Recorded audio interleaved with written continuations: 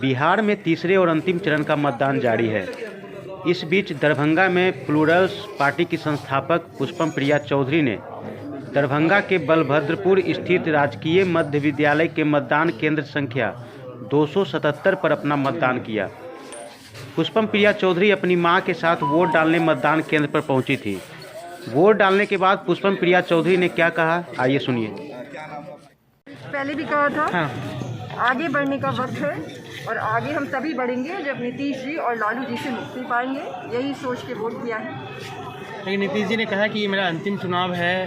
हाँ, मैंने सुन लिया। चुनाव तो वैसे भी उन्होंने लड़ा ही नहीं है विधायक का, तो अंतिम चुनाव का क्या मतलब है। और जहाँ तक एज ए मुख्यमंत्री उम्मीदवार वो कहना चाहते हैं अंतिम चुनाव है, तो ये चुनाव भी नहीं होना चाहिए था। 15 साल तो हमने उन्हें दिए हैं, पर अब सम्मान के साथ रिटायरमेंट ले लेनी चाहिए थी। आप भी चुनाव आप अपने लिए क्या देख रही हैं इस चुनाव में? मैं अपने लिए वही देख रही हूँ जो मैं बिहार के लिए देख रही हूँ। मैं यहाँ पे आई हूँ बिहार को आगे लेके जाने के लिए, और बिहार में जो हालत है वो बहुत ही ख़राब है, तो अब आगे बढ़ने का वक्त है। आपने अपना जो रोड मैप या प्लान रखा है, आपको लगता है कि आपको उसमें जनता का समर्थन इस बार मिल रहा है, या फिर आपके लिए ये ट्रायल है, आप आगे भी लड़ेंगे? आगे भी लड़ेंगे, जरूर आगे भी लड़ेंगे, लेकिन हाँ, मुझे जनता का समर्थन मिल रहा है। इस चुनाव में जीतेंगे। कितना सीट आप लाएंगे इस चुनाव में, जितने भी अपने कैंडिडेट उतारे? क्या एक्सपेक्टेशन है, कितने? कुछ तो होंगे ना। ये जो भविष्यवाणी करने वाली चीज़ है वो मुझे पसंद नहीं है। वो तो जिस दिन रिजल्ट आएगा उस दिन पता चल जाएगा, लेकिन टारगेट ये है कि ज़्यादा से ज़्यादा सीटों पे हम। आपने भविष्यवाणी तो कर दी थी मुख्यमंत्री का, आपने भविष्यवाणी तो की थी ना अपने आप को लेकर कि आप मुख्यमंत्री होंगे। नहीं, मैंने ये नहीं कहा था कि मैं मुख्यमंत्री। आपने डिक्लेयर तो किया था ना अपने आप को एज ए मुख्यमंत्री कैंडिडेट। थोड़ा आराम से भी बात कर सकते हैं, पढ़े लिखे लोगों के जैसे भी बात करते हैं। बिल्कुल पढ़े लिखे जैसे बात है, तो वही तो मैं बोल रहा हूँ आपसे कि आपने अपने आप को मुख्यमंत्री कैंडिडेट डिक्लेयर किया। कैंडिडेट डिक्लेयर करना वो भी तो भविष्यवाणी ही हुआ ना। नहीं, वो भविष्यवाणी नहीं होती। जब हम चुनाव लड़ते हैं, जब हम उम्मीदवार होते हैं, तो भविष्यवाणी नहीं होती है, हम उम्मीदवार होते हैं। भविष्यवाणी अगर आपको सुननी है तो मैं ये कह रही हूँ कि हम ही जीतेंगे और हम सरकार बनाएंगे और कोई गठबंधन। लेकिन आप बिल्कुल नए तरीके से आपने कदम रखा है, बिल्कुल एक नए कह सकते हैं नए स्टाइल में रखा है। इसको करने के पीछे का आपका मकसद क्या है? क्यों आप बिहार में जो व्यवस्था है बहुत ही खराब है। राजनीति का स्तर जो है वो बहुत ही गिर गया है।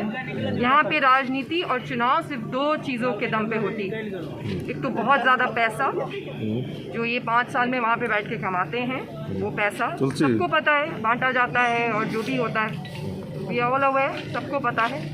और दूसरा, लोगों को लड़ा के, अलग अलग समुदाय के लोगों को लड़ा के लोगों को पिछड़ा रखते हैं। अब ये सारी चीज़ें नहीं होंगी। शिक्षा की बातें होनी चाहिए, पढ़ाई लिखाई की बातें होनी चाहिए, आर्थिक विकास की बातें होनी चाहिए। सब कुछ जुमला हो गया है यहाँ पे। आर्थिक अपॉर्चुनिटीज़ देनी होंगी, और मिथिला जाना भी उसके लिए जाता है, बुद्धि के लिए जाना जाता है।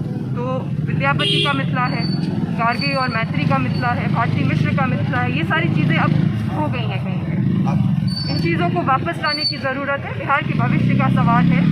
बिहार में तो बच्चे भी हैं ना, उनके भविष्य की भी जिम्मेदारी होनी चाहिए सरकार पे।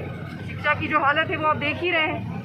तो अब इन चीज़ों पे बात करने के लिए यहाँ पे आई हूँ, और इन्हीं चीज़ों पे लेकिन एक चीज़ है कि इस बार एजेंडा सेट करने की अलग कोशिश हुई, रोजगार और खासकर नौकरियों को लेकर के चर्चा हुई। तेजस्वी ने 10 लाख नौकरी एक कलम से देने की बात कही, 19 लाख नौकरी की बात बीजेपी ने कही, आपने भी नौकरियों की बात कही। तो क्या लगता नहीं बदला है बिहार? मैंने ही नौकरियों की बात शुरू की थी। मैंने ही धर्म और जाति की बात ना हो ये करना शुरू किया था। जब प्लूरल्स पार्टी, प्लूरल्स का नाम का ही वही मतलब होता है कि हर धर्म और हर जाति के लोग साथ में शासन करेंगे, और अब वही होगा बिहार में। बिहार ही रहेगा, और ये सारी चीज़ों की शुरुआत मैंने ही की थी, फिर सभी करने लगे। जो ये तो हास्यास्पद है ना कि जो पार्टियां जाति और धर्म के ही आधार पे बनी है, उसी आधार पे चलती है, वो भी अब इसे जुमले के तौर पे यूज़ करती है। मजाक बना के रख दिया है हर चीज़ का। बहुत कड़े प्रश्न पूछने का अब वक्त है। कोई नहीं पूछ रहा था, अब मैं आ गई हूँ। अब मैं पूछूंगी, और सबसे पूछूंगी।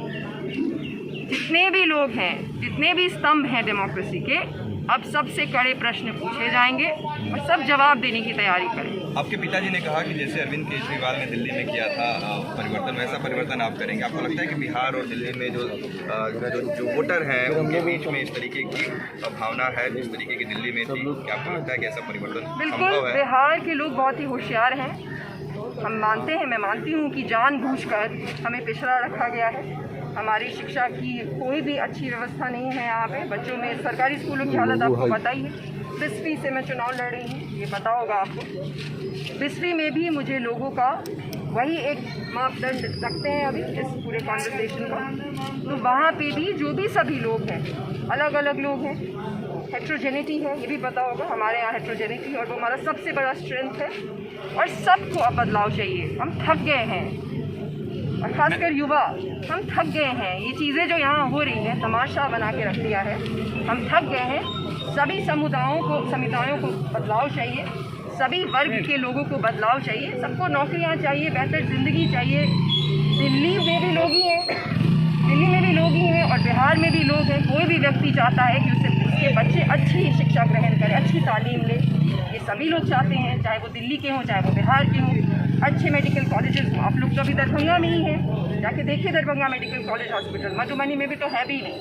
मधुबनी के लोगों को, बिस्फी के लोगों को यहाँ आना पड़ता है। तो ये 15 साल और 30 साल में बैठ के क्या कर रहे थे लोग? मैम, आप दरभंगा शहरी सीट के वोटर भी हैं। मैं आपसे ये पूछना चाहता हूँ कि आप दरभंगा के बारे में क्या सोचती हैं? यहाँ की जो स्थिति है उस पर आप क्या सोचते हैं? यहाँ के चुनावी माहौल या यहाँ के विकास के बारे में? देखिए, दरभंगा हो, मधुबनी हो, मिथिला हो, हर जगह एक ही हालत है कमोबेश। हर जगह विकास का जो स्तर है वो एक ही है। राजनीति का जो पूरा तमाशा है वो एक ही है। ऐसे तो लोकतंत्र में राजनीति नहीं होनी चाहिए कि आप राजनीति सिर्फ दो चीज़ों के आधार पे करें।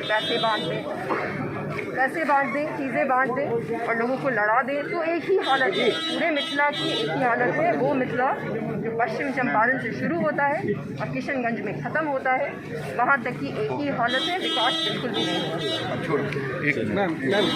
ठीक है मैम, बहुत बहुत धन्यवाद।